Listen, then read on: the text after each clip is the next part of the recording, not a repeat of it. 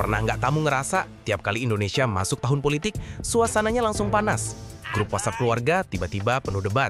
Timeline media sosial berubah jadi arena adu argumen, bahkan temen nongkrong bisa tiba-tiba musuhan cuma gara-gara beda pilihan. Tapi kenapa sih kita selalu ribut soal politik? Apakah memang bangsa ini terlalu emosional atau ada akar sejarah yang jauh lebih dalam dari sekedar beda pendapat? Hari ini, Scene by Scene bakal ajak kamu menyelam ke masa lalu, menelusuri bagaimana sejarah, kekuasaan, dan identitas membentuk watak politik Indonesia. Siap?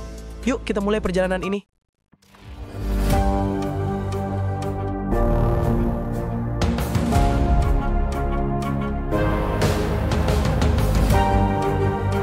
Begitu kita bicara tentang kenapa Indonesia selalu ribut soal politik, kita nggak bisa langsung nyalain masyarakat sekarang. Karena akar masalahnya sudah tumbuh sejak zaman kolonial. Ya, benar. Sejarah panjang bangsa ini membentuk pola bagaimana kita memahami kekuasaan, perbedaan, dan suara politik. 1. Warisan kolonial. Politik pecah belah. Zaman penjajahan Belanda, kekuasaan dibangun lewat prinsip divided cat impera, politik adu domba. Kolonial membagi masyarakat ke dalam lapisan-lapisan, bangsawan, rakyat jelata, dan kelompok ekonomi kuat seperti pedagang Tionghoa. Tujuannya jelas, agar rakyat sulit bersatu melawan penguasa. Tapi efek jangka panjangnya luar biasa. Kita tumbuh dengan pola pikir, kami versus mereka. Ketika kemerdekaan datang tahun 1945, luka sosial itu belum sembuh. Maka, politik Indonesia sejak awal sudah diwarnai rasa curiga, rasa siapa yang sebenarnya di pihak rakyat. 2. Masa awal kemerdekaan. Demokrasi yang rapuh. Di masa Presiden Soekarno, semangat revolusi membara, tapi di balik itu, partai-partai politik tumbuh dengan cepat membawa ideologi yang sangat beragam. Nasionalis, Islam, komunis, bahkan separatis. Akibatnya, politik jadi ajang perebutan arah negara. Perdebatan sengit di parlemen, pemberontakan daerah, dan konflik ideologi mewarnai tahun 1950-an. Demokrasi parlementer gagal karena masyarakat belum punya budaya politik yang stabil. Hasilnya, ketika Soekarno memperkenalkan demokrasi terpimpin, itu bukan tanpa alasan. Negara terlalu sering ribut. 3. Era Orde Baru. Tenang di permukaan, tapi dididihkan di dalam. Datanglah era Soeharto dan Orde Baru. Di permukaan semuanya tampak damai, media dikontrol, partai politik dibatasi jadi 3, demonstrasi dibungkam.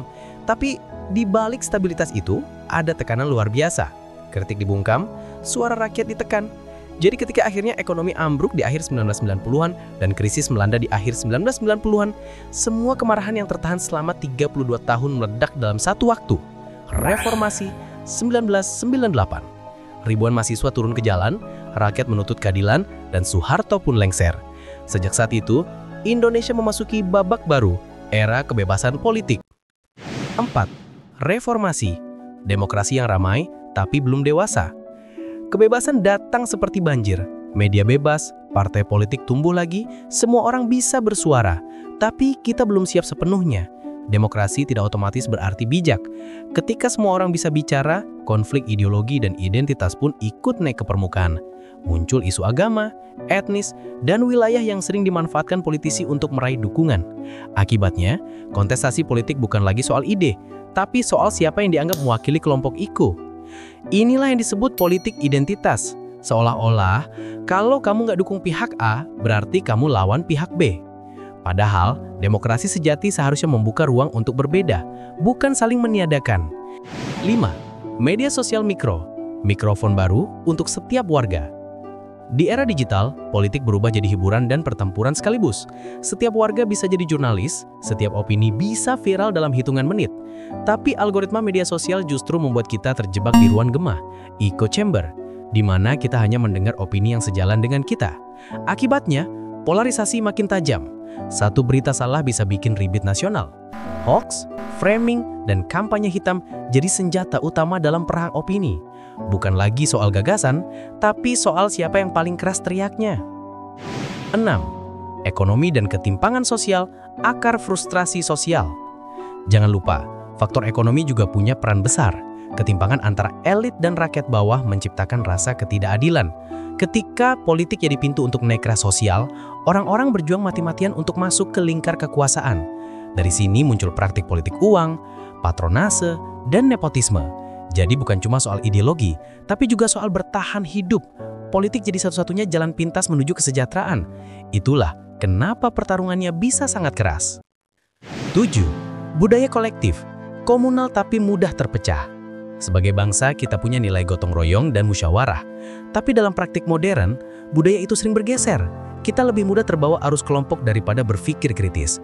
Jika tokoh panutan bicara, banyak yang langsung ikut tanpa bertanya. Ini bikin politik jadi seperti pertandingan sepak bola, penuh emosi, sorak-sorai, tapi lupa bahwa yang diperebutkan adalah arah masa depan bangsa, bukan sekedar kemenangan tim. 8. Kenapa selalu ribut? Karena belum selesai berdamai dengan masa lalu. Kalau ditarik benang merahnya, semua faktor ini menunjukkan satu hal. Bangsa kita belum benar-benar berdamai dengan sejarahnya sendiri. Luka kolonial masih terasa, warisan otoriter belum sepenuhnya hilang, dan ketimpangan sosial masih menganga. Setiap kali ada momentum politik besar, entah pemilu, kebijakan baru, atau isu nasional, luka itu terbuka lagi. Maka, ribut bukan sekedar tanda perpecahan tapi juga cerminan dari perjalanan kita yang masih mencari bentuk terbaiknya. Tapi di balik semua keributan itu, ada harapan. Karena ribut berarti kita masih peduli. Kita masih mau terlibat, dan itu dalam demokrasi justru hal yang penting.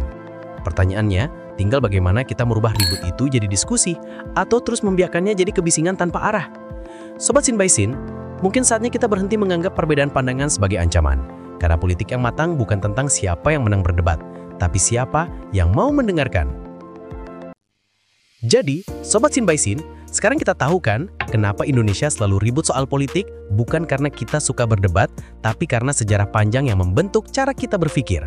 Dari masa kolonial yang menanam benih perpecahan, ke era otoriter yang menekan suara rakyat, hingga demokrasi digital yang serba cepat, semuanya membentuk wajah politik kita hari ini.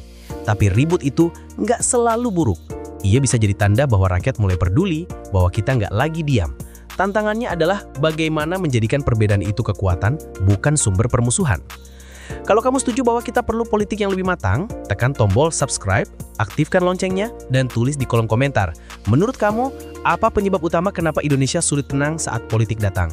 Yuk, jadi bagian dari diskusi cerdas dan kritis di Sin by Sin. Tempat kita membongkar sejarah, memahami masa kini, dan menyiapkan masa depan.